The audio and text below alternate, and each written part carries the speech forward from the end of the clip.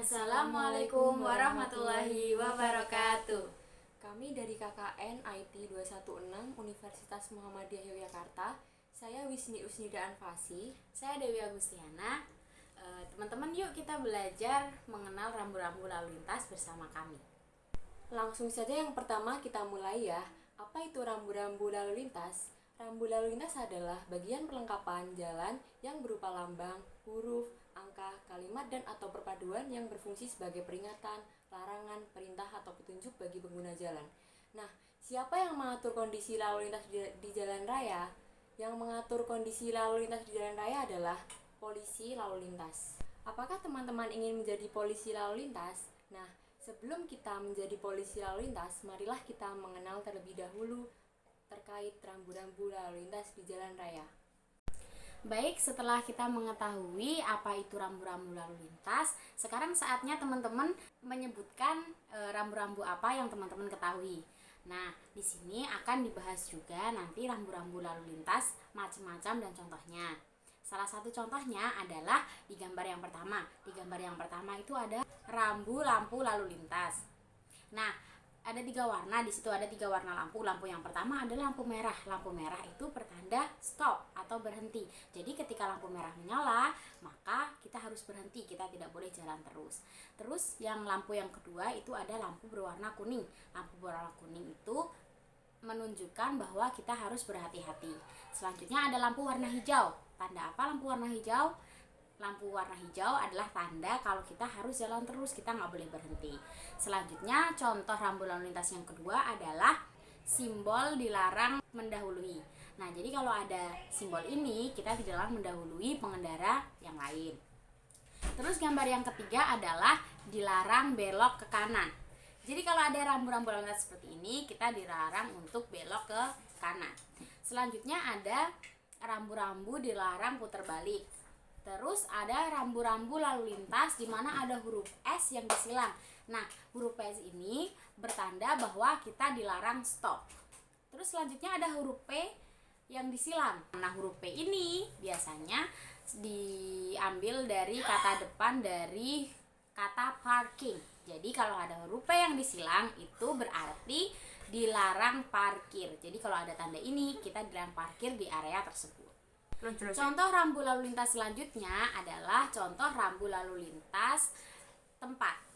Nah, jadi yang pertama itu ada gambar pom. Nah, jadi simbol pom ini menandakan bahwa kita akan mendekati pom. Jadi kalau semuanya misal kendaraannya kehabisan bahan bakar, bisa langsung diisi. Selanjutnya ada simbol-simbol tempat ibadah. Nah, simbol tempat ibadah ini yang pertama ada masjid. Nah, yang kedua ada rumah ibadah umat Kristen. Terus yang ketiga ada rumah ibadah untuk umat Hindu. Yang keempat ada tempat ibadah untuk umat Buddha. Dan kalau ada gambar museum atau gambar seperti gazebo, itu menandakan bahwa akan ada museum di selanjutnya, di jalan selanjutnya. Terus selanjutnya ada gambar rumah sakit. Nah, gambar rumah sakit ini ditandai dengan adanya tanda plus merah dan adanya ranjang rumah sakit. Nah, itu berarti kita udah mendekati rumah sakit. Terus selanjutnya ada plang. Ini kita biasanya temui di rel kereta api. Nah, ini juga menandakan kalau kita akan melewati rel kereta api atau memang sudah berada di rel kereta api. Terus selanjutnya ada simbol sendok dan garpu. Nah, sendok dan garpu ini biasanya menandakan bahwa kita akan mendekati rumah makan. Jadi bagi yang biasanya sih adanya di tempat seperti rest area dan yang lain-lain. Nah, contoh rambu lalu lintas selanjutnya yang berada di gambar 1A itu, kita akan ada di tikungan ke kiri, akan melewati tikungan ke kiri. Yang berada di gambar B, kita akan melewati tikungan ke kanan. Yang berada di gambar C, kita akan menjumpai tikungan tajam ke kiri. Yang berada di gambar D, kita akan melewati tikungan tajam ke kanan. Kita akan menjumpai tikungan ganda, tikungan pertama ke kiri. Untuk gambar I itu menandakan bahwa itu simbol pengarah tikungan ke kanan. Yang bergambar J itu menandakan bahwa itu simbol pengarah tikungan ke kiri. Yang 2A kita akan menjumpai sebuah turunan. 2B kita akan menjumpai jalan yang curam. Nah, selanjutnya, siapa yang wajib mentaati rambu-rambu lalu lintas? Yang wajib mentaati rambu lalu lintas yaitu semua pengguna jalan, mulai dari mobil, motor, pejalan kaki, pengendara sepeda. Ya, pokoknya siapa yang melintas di jalan itu kita wajib mematuhi. Nah, setelah teman-teman mengenal apa itu rambu lalu lintas beserta contohnya, nah teman-teman wajib mematuhi ya.